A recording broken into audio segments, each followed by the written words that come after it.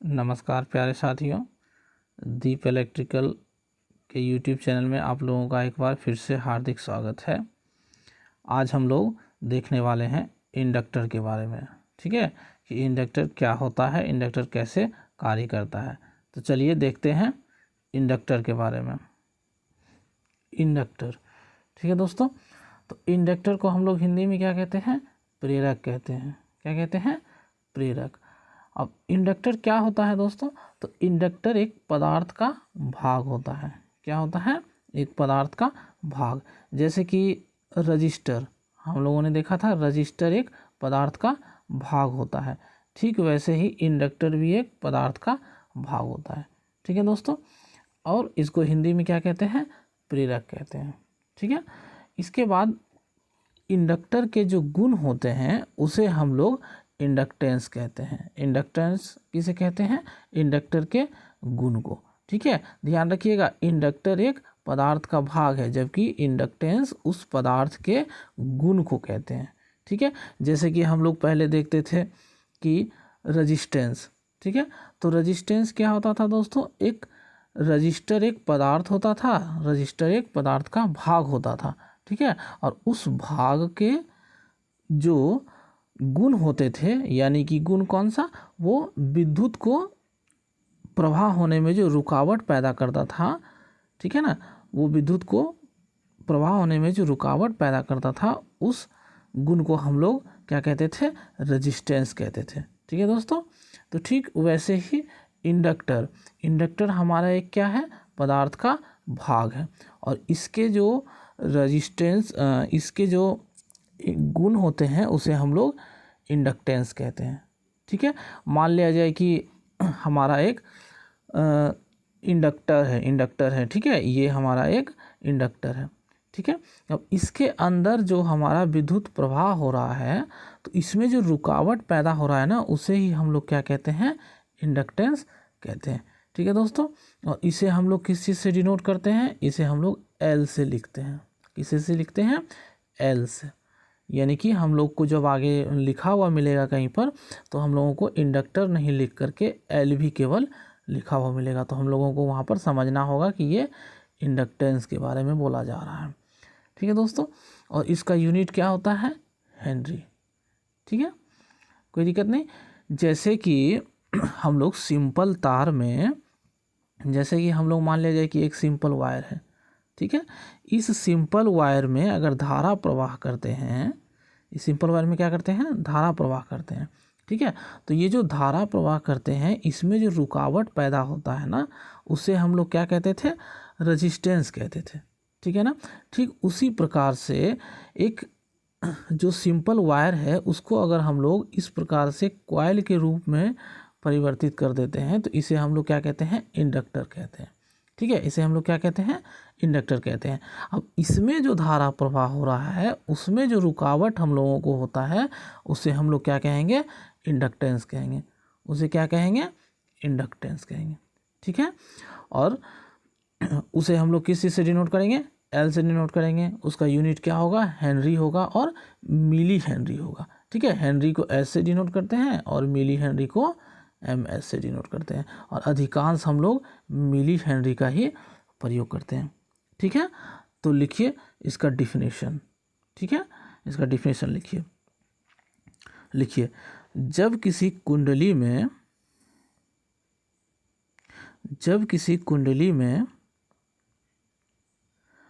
विद्युत धारा का प्रवाह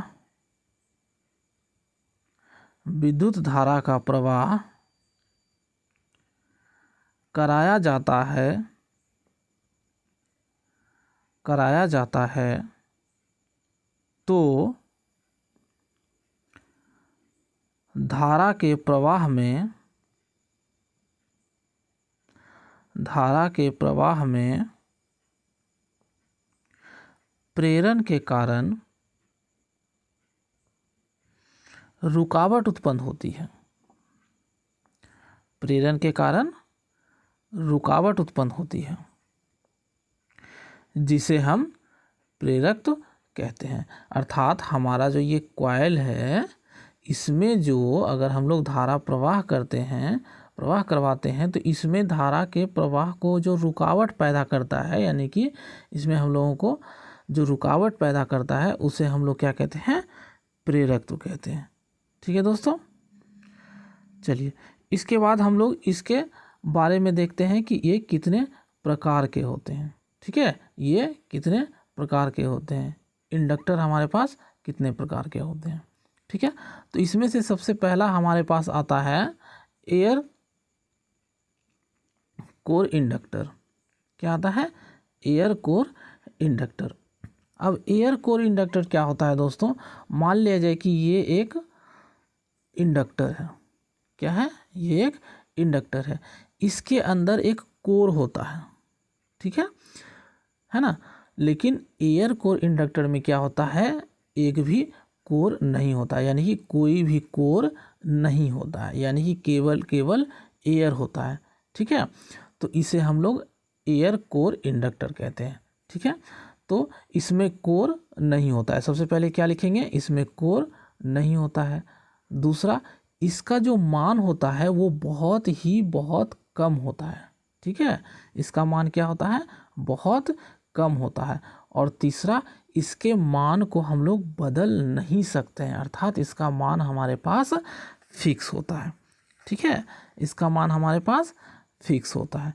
फिर से एक बार देख लीजिए, हमारे पास जो एयर कोर इंडक्टर है उसमें हमें कोर नहीं होता है ना। जैसे यहाँ पर देखिए, ये जो इंडक्टर है इसके अंदर कोर नहीं है, इसके अंदर कोर नहीं है, तो एयर है सिर्फ, इसलिए हम लोग इसको एयर कोर इंडक्टर कहते हैं। और इसका मान हम लोग जो है बहुत ही कम प्राप्त करते हैं। ठीक है, इसका मान बहुत ही कम होता है और इसके मान को हम लोग बढ़ा या घटा नहीं सकते हैं, इसका मान हमारा फिक्स होता है।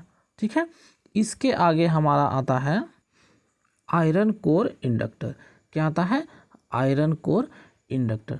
अब ये जो इंडक्टर होता है इसका मान हम लोग जो है, इसका मान जो है क्या होता है, हम लोग को आयरन कोर इंडक्टर का मान हम लोगों को एयर कोर इंडक्टर से क्या होता है, अधिक होता है। और फेराइड कोर एक होता है उससे भी अधिक होता है, यानी कि इसका मान हम लोगों के पास सबसे अधिक होता है। ठीक है, और इसका जो कोर बना होता है वो किस चीज़ का बना होता है, नर्म लोहे का बना होता है। ठीक है, अब ये इसका कोर हम लोगों का किस चीज़ का बना होता है, नर्म लोहे का। मान लीजिए ये जो हमारा इंडक्टर है इसके अंदर हम लोगों को एक कोर होता है। ठीक है, और ये कोर किस चीज़ का होता है, नर्म लोहे का होता है। ठीक है दोस्तों, तो हमारे पास अभी हम लोगों ने क्या देखा, एयर कोर इंडक्टर, और दूसरा देखा iron core inductor. Air core inductor में क्या होता है, एयर कोर इंडक्टर में क्या होता है, कोर नहीं होता है।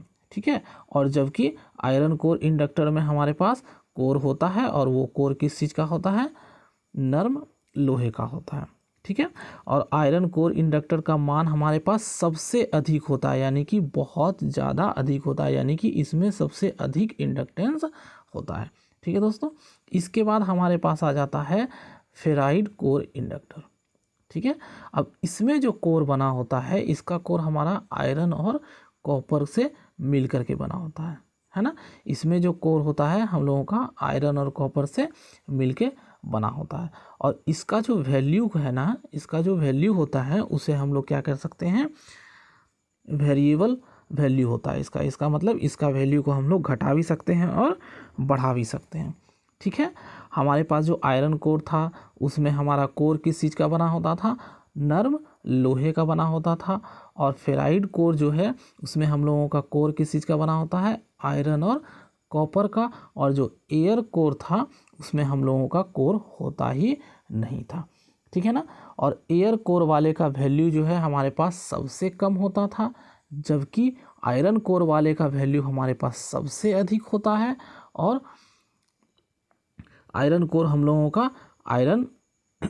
लोगों का किस चीज़ से बना होता है, नर्म लोहे से बना होता है। और फेराइड कोर का वैल्यू हम लोग घटा या बढ़ा सकते हैं। ठीक है, इसके बाद हमारे पास आता है यानी कि इंडक्टर के बारे में एक पॉइंट छूट गया था, वो आप लोग अभी नोट कर लेंगे। इंडक्टर सबसे बड़ी बात है कि हम लोगों के एसी या डीसी में ही होता है या फिर सिर्फ एसी में होता है। ठीक है ना।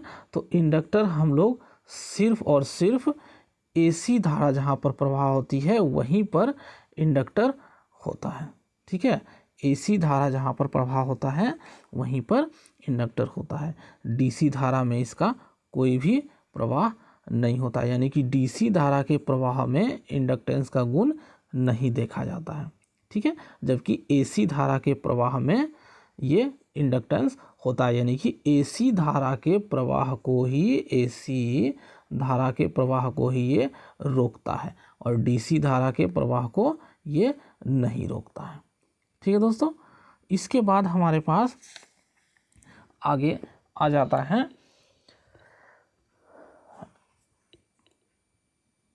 इंडक्टर का फॉर्मूला, ठीक है। अब हम लोग इंडक्टर के बारे में देख रहे थे तो उसके फॉर्मूले के बारे में भी कुछ देख लेते हैं।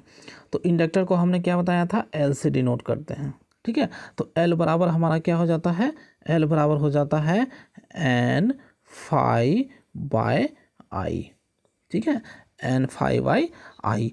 अब एल तो हम लोग जानते हैं क्या होता है, इंडक्टेंस, क्या होता है, एल इंडक्टेंस, जिससे कि हेनरी में नापते हैं। और एन बराबर क्या होता है हम लोगों का, एन बराबर होता है नंबर ऑफ टर्न्स, ठीक है, नंबर ऑफ टर्न्स, ठीक है। उसके बाद आ जाता है हमारे पास फाई, फाई बराबर क्या होता है, मैग्नेटिक फ्लक्स, मैग्नेटिक फ्लक्स, ठीक है। उसके बाद आई, आई तो हम लोग सभी लोग जानते हैं क्या होता है, आई करंट, ठीक है दोस्तों। तो इस फॉर्मूला को हमेशा हम लोगों को याद रखना है। अगर मान लिया जाए इंडक्टेंस निकालने के लिए हम लोगों को पूछा जाए तो क्या होगा, एल बराबर एन फाई बाई आई, ठीक है। ये इंपॉर्टेंट फार्मूला है, इससे हम लोगों को एक क्वेश्चन आ सकता है, ठीक है ना। तो इसको हम लोगों को ध्यान में रखना है, ठीक है। तो चलिए आगे देखते हैं हम लोग इसी पर बेस्ड एक क्वेश्चन को, ठीक है। तो क्वेश्चन देखिए, क्वेश्चन लिखिए। क्वेश्चन कहता है जब एक कॉइल में टर्नों की संख्या 40 है, जब एक कॉइल में टर्नों की संख्या 40 है,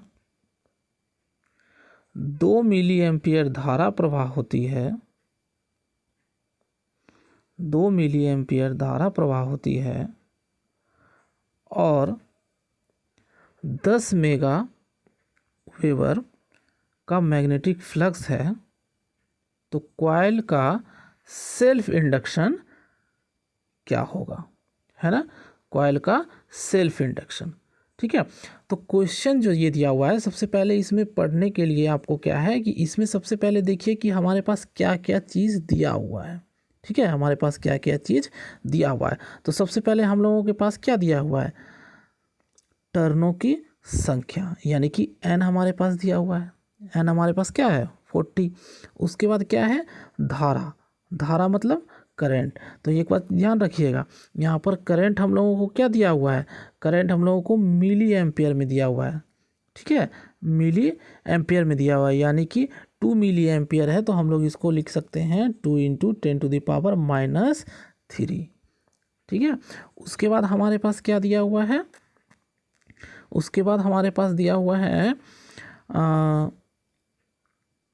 फ्लक्स, क्या दिया हुआ है, फ्लक्स 10 मेगा वेबर फ्लक्स, ठीक है, 10 मेगा वेबर फ्लक्स। अब मेगा वेबर में अगर है तो हम लोगों को क्या होगा, 10⁻⁻6 करना होगा, ठीक है, यानी कि 10 × 10⁻⁻6 करना होगा, ठीक है। अब हम लोगों को पूछता है एल, यानी कि सेल्फ इंडक्टेंस, यानी कि एल। तो हम लोग जानते हैं कि एल बराबर क्या होता है, एल बराबर एन फाई बाई आई, ठीक है।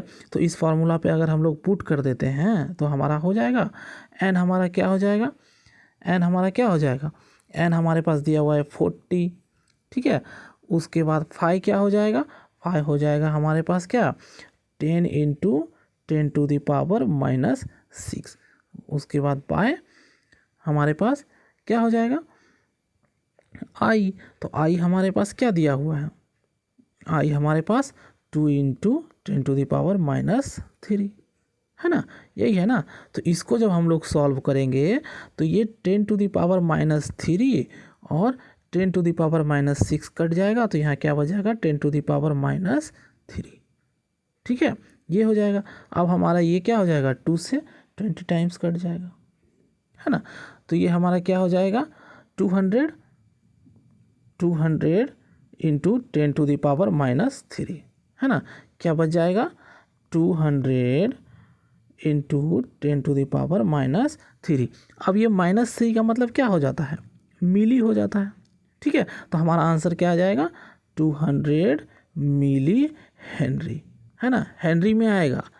ठीक है, क्योंकि हम लोगों को इंडक्टेंस निकालना है, या फिर हम लोग इसे क्या कह सकते हैं 0.2 हेनरी भी कह सकते हैं। ठीक है, तो इस प्रकार से हमारा ये क्वेश्चन सॉल्व हो जाएगा। ठीक है ना। अब इसके बाद अगला है सेल्फ इंडक्टेंस। क्या है, सेल्फ इंडक्टेंस। जैसा कि इसके नाम से पता चल रहा है सेल्फ इंडक्टेंस, यानी कि इसका जो प्रभाव होता है, इस इंडक्टेंस का जो प्रभाव होता है वो सिर्फ और सिर्फ खुद के ऊपर होता है। ठीक है ना, इसके दूसरे के ऊपर इसका प्रभाव नहीं होता है। ठीक है, तो इसका फॉर्मूला क्या होता है, E is equal to minus N D phi by D T. क्या होता है, E is equal to minus N D phi by D T. ठीक है, E हमारा क्या है, E हमारा है EMF।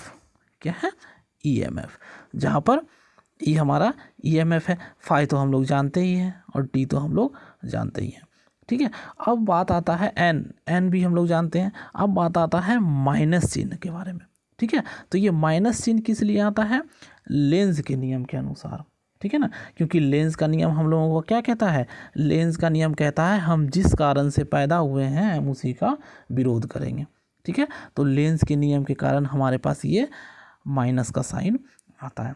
ठीक है, यानी कि ये जो सेल्फ इंडक्शन है, सेल्फ इंडक्शन इसका प्रभाव जो है सिर्फ खुद के ऊपर होता है। ठीक है, इसका प्रभाव दूसरे के ऊपर नहीं होता है। तो लिखिए, जब इसका प्रभाव किसी और के ऊपर नहीं पड़ता है, जब इसका प्रभाव किसी और के ऊपर नहीं पड़ता है तो वह सेल्फ इंडक्शन कहलाता है। मतलब इसका प्रभाव खुद के ऊपर ही पड़ता है ना, इसका प्रभाव खुद के ऊपर ही पड़ता है, इसका प्रभाव किसी और के ऊपर नहीं पड़ता है। और यहाँ जो हमारा E is equal to minus N D phi by D T होता है। ठीक है, minus N D phi by D T, जहाँ पर मैग्नेटिक फ्लक्स जो होता है वो डायरेक्टली प्रोपोर्शनल होता है EMF का। मैग्नेटिक फ्लक्स जो है वो डायरेक्टली प्रोपोर्शनल होता है EMF का, यानी कि EMF is directly proportional to magnetic flux. ठीक है, इसको नोट कर लेंगे। ठीक है ना, इसके बाद सेल्फ इंडक्शन के 2 भाग होते हैं। ठीक है, सेल्फ इंडक्शन के 2 भाग होते हैं। ठीक ना, सबसे पहला होता है सोलेनॉइड का सेल्फ इंडक्शन, यानी कि सोलेनॉइड एक पदार्थ जो होता है उस पर सेल्फ इंडक्शन का क्या प्रभाव होता है। और इसके बाद दूसरा हमारा आ जाता है सोलेनॉइड का मैग्नेटिक फ्लक्स डेंसिटी। ठीक है, तो अभी हम लोग सबसे पहले देखेंगे सोलेनॉइड का सेल्फ इंडक्शन, है ना। तो सोलेनॉइड का सेल्फ इंडक्शन का फॉर्मूला लिख लीजिए सबसे पहले आप लोग। ठीक है, इसका फॉर्मूला होता है L is equal to mu naught mu R N square A by L. ठीक है, फिर से सुनिए, L is equal to mu naught mu R N square A by L. ठीक है, जहाँ पर L हमारा क्या हो जाता है, लेंथ, L हमारा क्या हो जाता है, लेंथ, और A हमारा क्या हो जाता है, एरिया, A क्या हो जाता है, एरिया। उसके बाद म्यू नॉट बराबर क्या हो जाता है, म्यू नॉट बराबर हो जाता है 4 पाई इंटू 10⁻⁻7 हेनरी मीटर। ठीक है, और हमारे पास म्यू आर क्या हो जाता है, रिलेटिव परमिटिविटी, हवा या निर्वात में इसका वैल्यू क्या हो जाता है, 1 हो जाता है। ठीक है, कोई दिक्कत नहीं है। फिर से देखिएगा म्यू नॉट बराबर हमारा क्या हो जाता है 4 पाई इंटू 10⁻⁷ हेनरी मीटर, और म्यू आर बराबर हमारा क्या होता है हवा या निर्वात में 1। ठीक है, और एन हमारे पास हो जाता है नंबर ऑफ टर्न, और एल हमारे पास हो जाता है लेंथ, और ए बराबर क्या हो जाता है एरिया। ठीक है, इसके बाद आता है हमारे पास सोलिनॉइड का मैग्नेटिक फ्लक्स डेंसिटी। ठीक है, सोलिनॉइड का मैग्नेटिक फ्लक्स डेंसिटी। ठीक है, मैग्नेटिक फ्लक्स डेंसिटी को हम लोग बी से डिनोट करते हैं। ठीक है ना, तो इसका फॉर्मूला क्या हो जाता है B is equal to mu naught N I by L. ठीक है, क्या हो जाता है B is equal to mu naught N I by L. ठीक है, जिसमें हम लोग म्यू नॉट का वैल्यू देख लिए थे, एन होता है नंबर ऑफ टर्न्स, एल क्या होता है लेंथ, और आई क्या होता है करंट। ठीक है दोस्तों, इस प्रकार से आज हम लोगों ने क्या क्या देखा। आज हम लोगों ने देखा इंडक्टर किसे कहते हैं, और इंडक्टर के गुण को क्या कहते हैं, और इंडक्टर कितने प्रकार के होते हैं। ठीक है, और सेल्फ इंडक्शन किसे कहते हैं। ठीक है ना, तो आज के क्लास में हम लोगों ने इतने चीज़ को देखा। अब हम लोग नेक्स्ट क्लास में देखेंगे इसके बाद वाले भाग को, यानी कि म्यूचुअल इंडक्शन को देखेंगे। ठीक है दोस्तों, तो आज के लिए इतना ही। और अगर मेरा ये वीडियो आप लोगों को अच्छा लगता है तो प्लीज़ हमारे चैनल को सब्सक्राइब करें और बेल आइकन दबाएं, और अधिक से अधिक हमारे वीडियो को शेयर करें और लाइक करें। ठीक है दोस्तों, फिर मिलते हैं अगले क्लास में अगले चीज़ के साथ। ठीक है, नमस्कार।